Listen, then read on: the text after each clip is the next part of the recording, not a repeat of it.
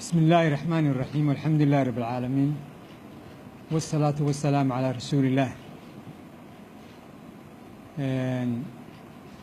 وزير رضا مدحدا خاتمو مدحدا كلي قدوميها حزبك وعد مدحدا قامتك مرتي الشرفتا بعض الصحافة وأنا والسلام يقدم بالسلام عليكم ورحمة الله وبركاته. waxaan cudurdaar yar runtii aan doonayay in halkan aan ka sameeyo inaanu idinka soo daahnay dub idinka dhacnay maanta waa maalin ramadaana 10kii casho u dambeeyay baa lagu jiraa.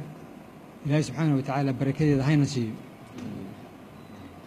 waxaan maanta halkan isugu nimi in aynu halkan ku kala saxeexano khaatumo iyo Somaliland heshiis aad iyo aad u muhiima oo masiiriya oo insha Allah biidni Ilaahi alkariim inoo horseedi doona reer Somaliland nabadaynu ku naaloonayno barwaaqo wadajir iyo midnimo. shirkan isugu nimi wuxuu ka mid yahay oo qayb ka yahay shirar hore labada guddi ee labada dhinac ka socota ay ku wada kulmeen Addis Ababa iyo Djibouti. ujeedaduna waxa weeye sidii looga gaari lahaa ee loo soo afjari lahaa tabashooyinka amba isfaham la'aanta ka jirta qaybo ka mid ah Somaliland dhexdeeda. arrinka runtii waxaan jecelahay inaan halkan uga mahad celiyo sidii ugu dhabar adeegeen ee ugu adkaysteen go'aamada geesinimada leh ay u qaateen guddiyadii labada geesood ah ee ka qayb galay. waxaan si gaar ah doonaan u xuso professorka cali khaliif guddoomiyaha shabac naftiisa faysal xaq dhinacan kalena jeclaan xuso faysal محمد حاج آدن محمد ظاهر محمد كاهن runtii aad iyo aad bay u mahadsan yihiin. waxaanu wada dareensannahay culayska arrinka aanu ka wada hadalay aanu insha Allah kana wada heshiinay. waa arrin aad iyo aad u culus runtii weeye. wixii halkaa ka soo baxa waxay saameynayaan ummadeenna maanta berito. waxaan leeyahay jazaakum allahu khayran. ilaahay subxaanahu wa tacaala khayr ha idinka siiyo.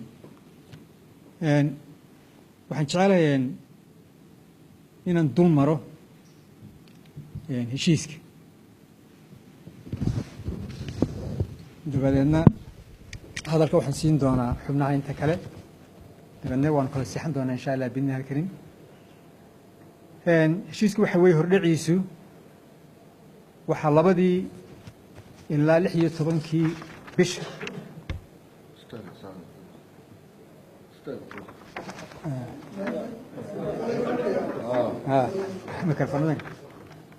waxaa 2 ilaa 16kii bisha aynu ku jiray Juun ku sugnaa magaaladan Hargeysa wafdi ka socda khaatumo oo kulamo la galay madax ka tirsan Somaliland.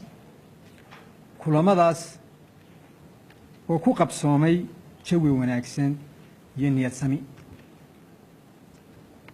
waana uga mahad celinayaa labada dhinacba. ujeedada kulanku wuxuu ahaa sidii safgarad loogu soo afjari lahaa kulamadii taxanaha ahaa ee lagu qabtay magaalooyinka Addis Ababa iyo Djibouti wada hadalkana looga meel dhalin lahaa. waxaa la isla gartay mudnaanta ay leeyihiin wada jirka wax wada lahaanshaha nabad ku wada noolaanshaha horumarka iyo meel uga soo wada jeedka cadawga dalkeena iyo dadkeena. kuwaas waa mabaadi'da guud weeye. laakiin waxa lagu heshiiyey qodobadan soo socda in Somaliland iyo khaatumo ay ku tuntuunsadaan sidii isafgarad buuxa loo wada gaari lahaa in la wada qorsheeyo lagana wada shaqeeyo sidii loo wada heli lahaa Somaliland loo wada siman yahay oo ku dhisan cadaalad maamul wanaag xaq dhowrista xuquuqul insaanka ku dhisanna diinta islaamka oo muwaadiniinteedu midna ku ahayn marti ee ay u wada siman yihiin markaas waa sinaan iyo cadaalad sidii loo heli lahaa in dastuurka Somaliland la furo si loo xaqiijiyo awood qaybsi sugan oo cadaalad ku dhisan oo laga sameeyo madaxda golayaasha fulinta sharci dejinta garsoorka iyo hay'adaha dawliga in la sameeyo maamul daadejin heer gobol degmo iyo magaalo lana qeexo mid walba awoodeeda in shir dambe la isugu yimaado 10ka bisha July laguna qabto magaalada Burco si loogu dhameeyo wixii qabiyo ah lagana tashado qaabkii iyo hanaankii loo qaban lahaa shir loo wada dhan yahay aad buu maasin doortinta way qodobadu aan ku heshiinay waa qodobo runtii aad iyo aad u muhiima oo fariimo muhiima xambaarsan way ka mid tahay sinaan iyo cadaalad sidii loogu sugi lahaa Somaliland